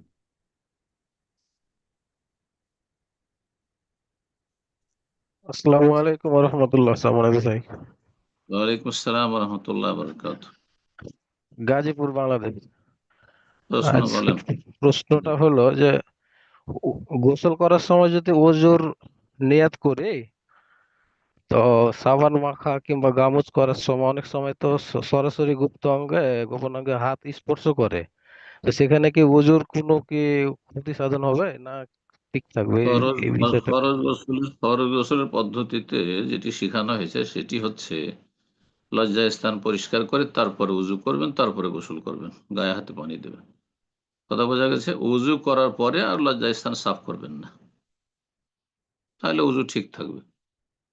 কারণ এই ক্ষেত্রে হাদিস রয়েছে লজ্জাস্থানে হাত দিলে উজু নষ্ট হয়ে মান মাসসা যাকারাহু ফালিয়াতাওয়াদ্দা। কেউ যদি গুপ্ত অঙ্গে হাত লাগায় তাহলে সরাসরি, তাহলে তাতে সে যেন উজু করে নেয়। জি, বারাকাল্লাহ ফিক। আমিন। প্রশ্ন করবেন এমডি রাফিজুল ইসলাম। জি, আপনি প্রশ্ন করুন। আসসালামু আলাইকুম শাহেক।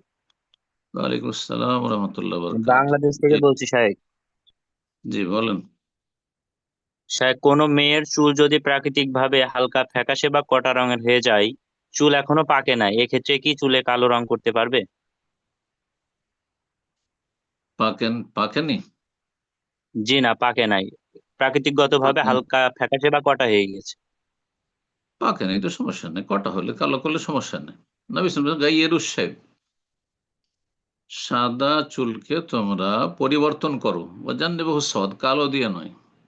সুতরাং ব্রাউন করতে পারে, শুধু মেহেদি করতে পারে, আবার দুটো মিক্স করে করতে পারে, একবারে গাঢ় কালো করবে না। জি, কিন্তু এই ক্ষেত্রে যেহেতু ওর সাদা হয়নি, সুতরাং তার আওতাতে পড়ে না সে। জি, প্রশ্ন আল্লাহ করবেন তাআলা। জাযাকাল্লাহ খায়ের। জি, প্রশ্ন করবেন উম্মে হালিমা। জি, আপনি প্রশ্ন করুন। আসসালামু আলাইকুম রহমতুল্লাহ বারকাতু। সম্মানিত শাহেক, আমেরিকা থেকে ওয়ালাইকুম বলছি। আসসালাম রহমতুল্লাহ বারাকাতুহু। জি বলেন। আমার আজকে প্রশ্ন অজু ভঙ্গের কারণ বিষয়ে, যেটা কিছুক্ষণ আগে এক ভাই বললেন অনেকটা কাছাকাছি। সেটা হচ্ছে যে আমরা জানি কোনো আর ছাড়া লজ্জাস্থানে হাত লাগলে অজু ভেঙে যায়। তো এখন আমার প্রশ্ন হচ্ছে, যাদের ছোট বাচ্চা আছে, অনেক সময় আমরা হয়তো এক্সাম্পল যে জোহরের নামাজে 4 রাকাত পড়া হয়েছে, মাঝখানে বাচ্চাকে বাথরুমে পরিষ্কার করতে গেলাম, আবার এসে পরে আবার 4 রাকাত পড়লাম, এক্ষেত্রে কি আমাদের অজু থাকবে কিনা বা আদৌ ভাঙে কিনা? আরেকটা বিষয় হচ্ছে যে অনেক সময় বৃদ্ধ বাবা মা থাকে যাদেরকে অনেক সময় পরিষ্কার করানোর প্রয়োজন পড়ে। তো সেই ক্ষেত্রেও কি তাহলে অজু ভাঙবে? মানে নির্দিষ্ট কোনো বয়স আছে কিনা যে এত বয়সের মাঝে? আহ, বৃদ্ধদের খেদমতের সময় হাতে আবরণ রাখতে হবে। বৃদ্ধ হইলেও, বাবা হইলেও, হ্যাঁ, মা হইলেও সরাসরি হাত লাগানো লজ্জা স্থানে এটা জায়েজ নয়। আবরণ হাতে রাখতে হবে। জি, বুঝতে পারছেন? তো এটা করতে হবে, আবরণ থাকলে ওজন নষ্ট হবে না। আর তারপরে নিজের লজ্জা স্থানের কথা হাদিসে বলা আছে, মান মাসসা যাকারাহু, যে নিজের গুপ্তাঙ্গে হাত লাগাবে। জি, তো অন্যের নেই। কিন্তু একদল বলছেন যে নিজের গুপ্তাঙ্গে হাত দিলে যেমন ওজু নষ্ট হয়, অন্যেরও হইতে পারে, সুতরাং সতর্কতা অবলম্বন করবে। কিন্তু নিজের বাচ্চাদের ছোট নাবালকদের পরিষ্কার করার জন্য যে মায়েরা করে থাকে, তাতে ওজু নষ্ট হবে না। আল্লাহ তাআলা আলাম। বড়দের ক্ষেত্রে যেহেতু বড়দের গুপ্তাঙ্গ ঢেকে রাখা ফরজ, বাচ্চাদের ফরজ নয় ঢেকে রাখা। কিন্তু আপনার বাবা মা, আহ, যদিও বাবা মা, কিন্তু তাদের গুপ্তাঙ্গ ঢেকে রাখা ফরজ, সুতরাং সরাসরি তাতে হাত লাগানো জায়েজ নাই। পরিষ্কার পরিচ্ছন্ন করতে হয়, পেশাব পায়খানা সাফ করে দিতে হয়, তাহলে হাতে আবরণ রাখতে হবে। জি, সেটা নেকড়ে তেনারি হোক আর অন্য কিছু হোক। জি, বারাকাল্লাহ। প্রশ্ন করবেন এসকে ফরিদউদ্দিন। জি, আপনি প্রশ্ন করুন। আসসালামু আলাইকুম সাহেব। ওয়ালাইকুম আসসালাম ওয়া রাহমাতুল্লাহি ওয়া বারাকাতুহু। জি, জি, আমি বর্ধমান থেকে বলছি, বাংলা, পশ্চিম বাংলা। বলেন। আমার প্রশ্ন হচ্ছে, আমি একজন ড্রাইভার। তা আমাকে বাড়ি থেকে 10 কিলোমিটার হচ্ছে আমার কাজের সূত্র। তাহলে হুম আমার কত, আর আমাকে প্রত্যেক দিন 100 কিলোমিটার, মানে 200 কিলোমিটার যাওয়া আসা করতে হয়। হুম তাহলে আমার কসরটা বাড়ি থেকে হবে না আমার 10 কিলোমিটার শহর থেকে, ওখান থেকে শুরু হবে? আর ফেরার সময় কি আমার কসরটা কোথায় শেষ হবে? আপনার গ্রাম থেকে, গ্রামে বাস করেন না শহরে? গ্রামে বাস করি। আপনার গ্রাম থেকে মাঠে বেরিয়ে গেলে কসর যায় যখন দূরত্ব আপনার 80 কিলোমিটার মতো হবে। আপনি যেখানে যাচ্ছেন শেষ দূরত্ব সেটা যদি 80 কিলোমিটার মতো হয়, তাহলে আপনি গ্রামের বাইরে মাঠে গিয়ে কসর শুরু করতে পারবেন, আবার ফেরার পথে গ্রামের বাইরে পর্যন্ত করতে পারবেন। আপনার গ্রামে ঢুকে আর কসর চলবে না। শহরে যদি বাস করেন, বর্ধমান টাউনে বা কলকাতা শহর, তাহলে যতক্ষণ শহর থেকে বেরোবেন না, বড় শহর হলে হ্যাঁ গোটা শহর পর্যন্ত আপনি কসর করতে পারবেন না। শহর থেকে বেরিয়ে গিয়ে তারপর কসর করতে পারবেন। আবার যখন শহরের কাছাকাছি আসবেন তখন কসর বন্ধ হয়ে যাবে। কিন্তু দূরত্বটা 80 কিলোমিটার মতো থাকতে হবে আনুমানিক, জি, বা যেটাকে সফর বলা হয়। জাজাকাল্লাহ খায়ের। জি উস্তাদজি এ বিষয়ে একটু স্পষ্টতার জন্য জানতে চাচ্ছিলাম, কারণ অনেকেই আমাদের কর্মব্যস্ততার মধ্যে এই বিষয়গুলো আসে যে এখন সফরে যদি কেউ 80 কিলোমিটার দূরে যাচ্ছেন, যেটা যদি কর্মস্থল হয়, তো তবুও কি সেটা কি কসরের আওতায় পড়বে, যে প্রতিনিয়ত সেখানে জি কাজে যাওয়া হয়? প্রতিদিন যারা যারা আপনার ভাড়া মারেন তাদের ক্ষেত্রে ওলামাদের ইখতিলাফ রয়েছে। একদল বলছে প্রতিদিন যখন যাচ্ছে তো তাদের জন্য অ্যালাউ নয়, একদল বলছেন সতর্কতামূলক। কিন্তু এমন কোনো বাধা নেই, সেও তো সফরে অতটাই দূরত্বে যাচ্ছে, যদিও প্রতিদিন যাচ্ছে, জায়েজ আছে, তার জন্য কসর সে করতে পারে। কিন্তু যদি কেউ সতর্কতামূলক মনে করে যে আমি কসর করবো না, ডেলি ডেলি যাচ্ছি, সেটা তার ব্যাপারে জায়েজ আছে। কসর করা ওয়াজিব শুধু হানাফি মাজহাবে, শাফি, মালিকি, হাম্বলি, আহলুল হাদিস সবার কাছে কসর শুধু সুন্নাত, কসর করা যাবে না। আপনার জন্য কসর সুন্নাত, কিন্তু পুরা নামাজ পড়তে পারেন। ওসমান রাজি আল্লাহ মেনাতে পুরো সালাত পড়েছেন, খলিফার আসে প্রমাণ করে দিয়েছেন যে কসর করা ওয়াজিব নয়। জি, বারাকাল্লাহ ফিক। জাজাকাল্লাহ খায়ের। সম্মানিত দিনী ভাই বোনেরা, আমরা প্রোগ্রামের একদম শেষ পর্যায়ে, অনেক সময় হয়ে গেল, আজকে সর্বশেষ প্রশ্ন নেব ইনশাআল্লাহ। আর এর মাধ্যমে আজকের প্রোগ্রাম শেষ হবে। বাকি যারা হ্যান্ড রেজ করেছিলেন, ইনশাআল্লাহ আগামী প্রোগ্রামে আপনাদের প্রশ্নগুলো নেওয়ার চেষ্টা করব। আজকের সর্বশেষ প্রশ্ন করবেন আম, ওবায়দুর রহমান। জি, ওবায়দুর রহমান, আপনি প্রশ্ন করুন।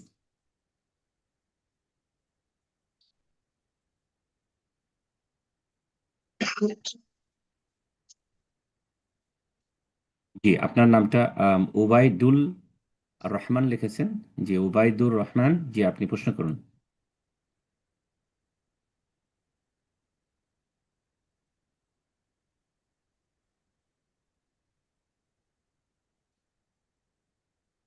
ওবায়দুর রহমান, আপনাকে সর্বশেষ সুযোগ দিচ্ছি, যদি আপনি প্রোগ্রামে থাকেন আপনার ফোনটা ডিভাইসটা আনমিউট করে নিন। ওবায়দুর রহমান। ওকে, এ পর্যায়ে আমরা সর্বশেষ আরেকজনকে সুযোগ করে দিই। প্রশ্ন করবেন আরিফ মির। জি, আপনি প্রশ্ন করুন। ওয়ালাইকুম স্যার। ওয়ালাইকুম আসসালামু আলাইকুম আসসালাম। স্যার। জি বলেন, শুনতে কোথা থেকে? পাচ্ছেন? আমি কলকাতা থেকে। শুনছি, বলেন তো প্রশ্ন। আমার আমার আমার প্রশ্নটা একটু বড়খানা।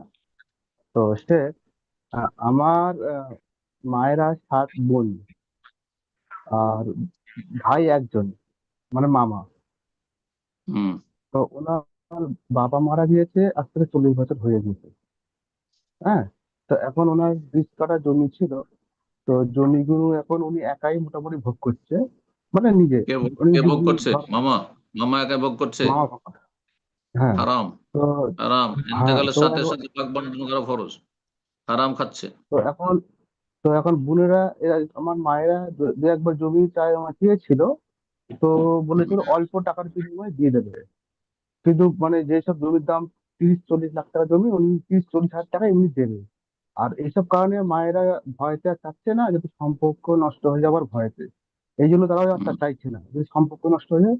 আর সেও কিন্তু দিতে চাচ্ছে না যে, হ্যাঁ। আর অনেক বছর আগে একটা বোনকে অল্প টাকার বিনিময়ে জমি দিয়ে দেবে। প্রশ্ন মানে আমি বুঝে নিয়েছি। এই জুলুমগুলি 1999 জন জাহান্নামে যাবে বোনদের হক নষ্ট করার জন্য বা মেয়েদের হক নষ্ট করার জন্য। ভারত, বাংলাদেশ, পাকিস্তানের শুনে রাখেন ভালো করে, 1999 জন জাহান্নামে যাবে বেনামাজি হওয়ার কারণে নয়, মেয়েদের হক নষ্ট করার কারণে, বোনদের হক নষ্ট করার জন্য, বেঈমানি করার জন্য। জি, হারামখোরেরা। আপনার তো প্রশ্ন কি এখন মানে বলেন? প্রশ্ন হচ্ছে এটাই যে, সে জমি এখন দিচ্ছে না, মানে কি করা যাবে, মানে কি তার? আইনের আশ্রয় নেবেন। জমি দিচ্ছেন না, হয় বিচার সালিস, সামাজিক বিচার সালিস, আর না হলে আদালতের আশ্রয় নেবেন, যে দেশে বাস করেন সেখানে। বোনেরা কেস করবে নিজ ন্যায্য অধিকার। 7 বোন 7 ভাগ, আর 1 ভাই 2 ভাগ, 9 ভাগে ভাগ হবে। বাবা মায়ের সম্পদ 9 ভাগে ভাগ হবে। জি। সংক্ষেপে এতটুকু কথা, যদি আর কেউ না থাকে নিকটার্থী। জাযাকাল্লাহ খায়ের শেখ। ইনশাআল্লাহ আজকে এখানে শেষ করে যাক, অনেক সময় হয়ে গেল। আল্লাহ সুবহানাহু ওয়া তাআলা আপনাকে উত্তম প্রতিদান দান করেন। দোয়া করে শেষ করে জাযাকুমুল্লাহ দেন। আপনাদের। হাইয়াকাল্লাহ।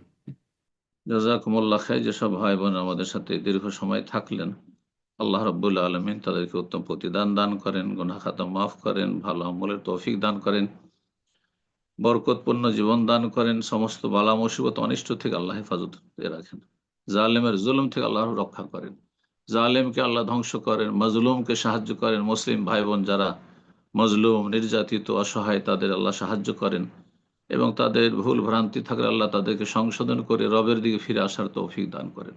আমাদের পাপের কারণে জাতির উপর বালা মুসিবত এসেছে, আমাদের সকলকে আপন আপন জায়গা থেকে নিজের ইসলাহ, সংশোধনের তৌফিক দান করেন। তওবা করে খালিস অন্তর থেকে আল্লাহর দিকে ফেরার তৌফিক দান করেন।